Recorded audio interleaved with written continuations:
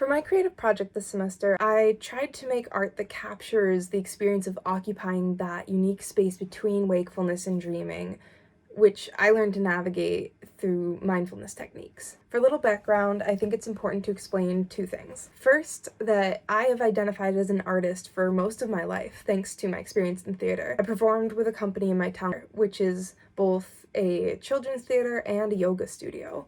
As the director would work with us on developing our skills in theater, she also made it a point to introduce us to mindfulness and meditation. And to me, because of that, mindfulness and creativity are inseparable processes for the artist. The second thing I need to explain is what this whole project is based on, which is my experience living with narcolepsy. Most people understand that it's a sleep disorder that causes nearly constant excessive fatigue. Sometimes that does mean I can have sleep attacks, which is where you just suddenly fall asleep, but most of the time it means that I'm stuck being awake without having the energy to get up or move. That all being said, I decided I wanted to focus my creative project on finding ways to express my experience through art so I can begin to share it with more people. While a lot of people know that narcolepsy is a sleep disorder, it's hard for someone who doesn't have it themselves to understand what it's like to live with the symptoms. Besides sleep attacks, narcoleptics also have an inverse sleeping pattern, which means we go into REM sleep first, before the other stages.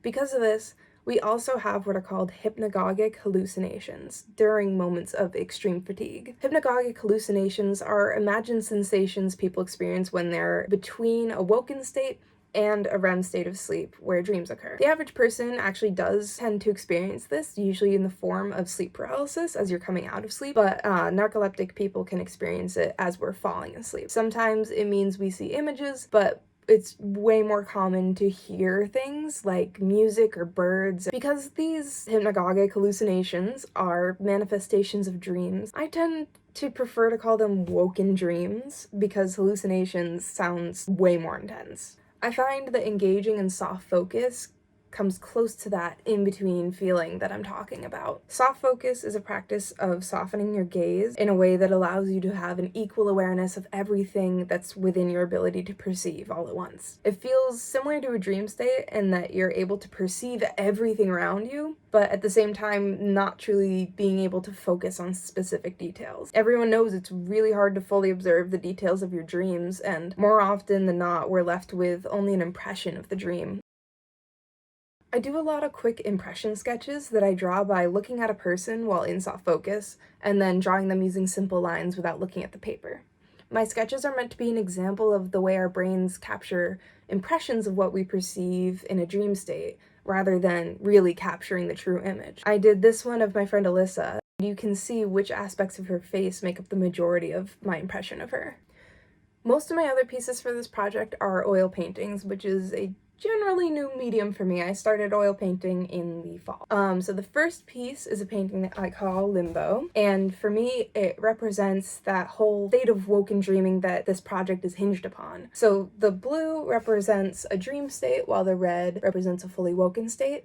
And then the orange in the middle represents that overlapping space between those two states. So I did consider using purple in that middle space, but I thought that it would be inaccurate to say that that middle in-between state is a combination of being awake and asleep. I think it's more accurate to say that it's a state that's adjacent to reality, like orange is to red, and is a reflection or a complement of a dream state, which orange is to blue. For my next painting, I wanted to focus on playing with layers of paint as a way to represent layers of consciousness, layers of reality, things like that. So this next one is called Stain on Closed Eyes. I made it by tracing some of those sketches I do onto some tape and then using an X-Acto knife to cut that out. And then I put that on the canvas before painting. After I went over it with a few layers of oil paint, I then dripped some black ink onto it and then peeled the tape off. I think it kind of looks like when you rub your eyes too hard and you see all those colors behind your eyes. I really like the way the faces live on a different layer, while at the same time appearing to be on the same plane as the rest of the painting. I think it kind of captures the way that images and dreams exist together and separately all at once.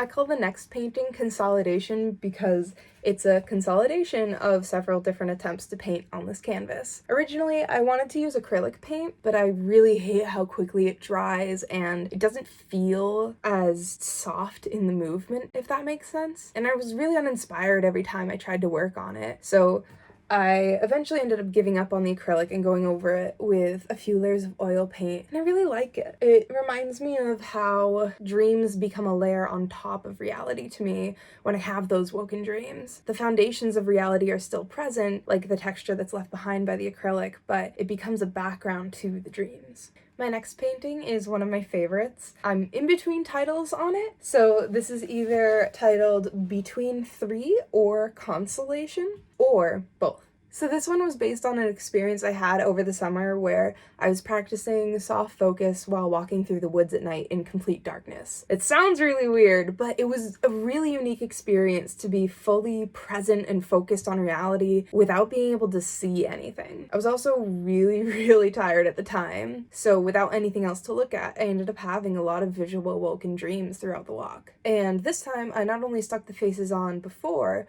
but also after letting the first layer of paint dry. The whole time I was working on this painting, I was listening to this song.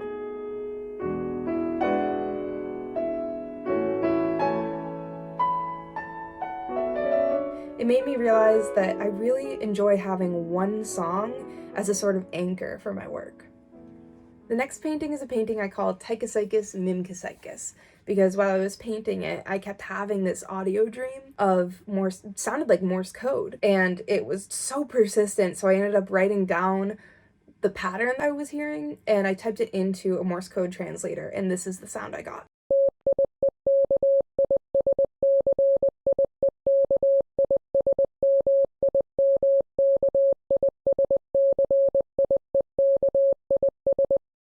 So it doesn't mean anything, but because that sound was persistent for like at least 5 minutes, I decided that that's what my name was gonna be for this. This piece was originally an abstract experiment, but I didn't feel like it was finished and it really bothered me. So I set it down and I actually stared at it for 20 minutes until this form came forward. And then I spent 5 hours gradually painting more and more details. The whole time I was listening to this song.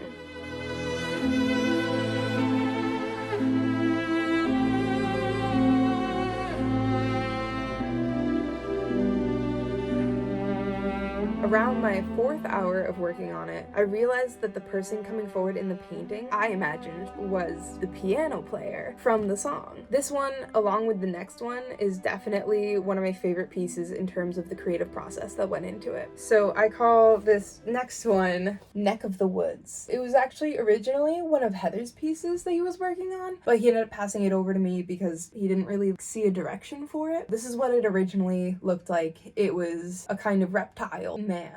So I ended up taking it and painting over it with my own oil paints to turn it into something new. When hung horizontally, the piece looks like a collision between a mountainside and a forest path. But then when you hang it vertically, the green half looks like a neck, as it was originally supposed to be.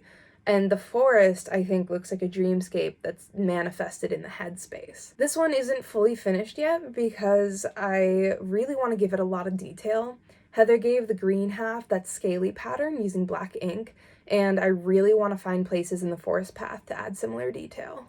For my next painting, I really wanted to be working with more dimension, so I decided to work with wax in order to add more texture to the work. I really enjoy using wax because of how unpredictable it can be. I used a small steaming iron and a block of wax that I got at a craft store to melt the wax directly onto the canvas. Sometimes I'll use a paint knife to spread the wax, or sometimes I'll just use the block itself while it's still liquidy, but it does tend to cool really quickly. So the last piece for this project is one I call Fanfare, and I started this one by melting wax all over the canvas and painting over it. At first, I was planning on doing probably some flowers, I wasn't really sure, but I was listening to Rhapsody in Blue at the time when I was painting it, and I got distracted by the brass instruments near the end that erupt into this huge fanfare.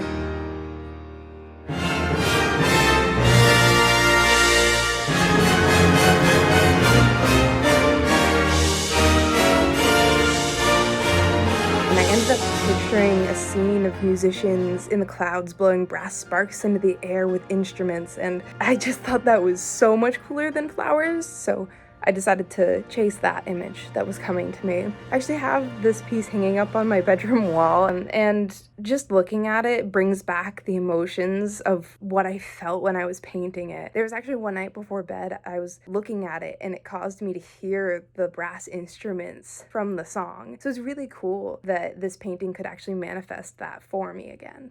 Altogether, I feel like this is really just the first phase of the project. I know there's a lot of themes that are still out there for me to explore that I didn't choose to touch on for this project, but I definitely want to keep working on it through the summer. One other thing that I did do for this project that isn't a visual art is I did make a song, because there was one day I was sitting by my keyboard and I happened to start hearing music. And so I opened up Logic Pro and I tried to compose what I was hearing, and I'm not a musician, but it's pretty close to what I was actually hearing, and it's cool because you can tell how it sounds familiar in a way, but you can also tell how it's a dream because there's no real structure, and it's very irregular, I want to say.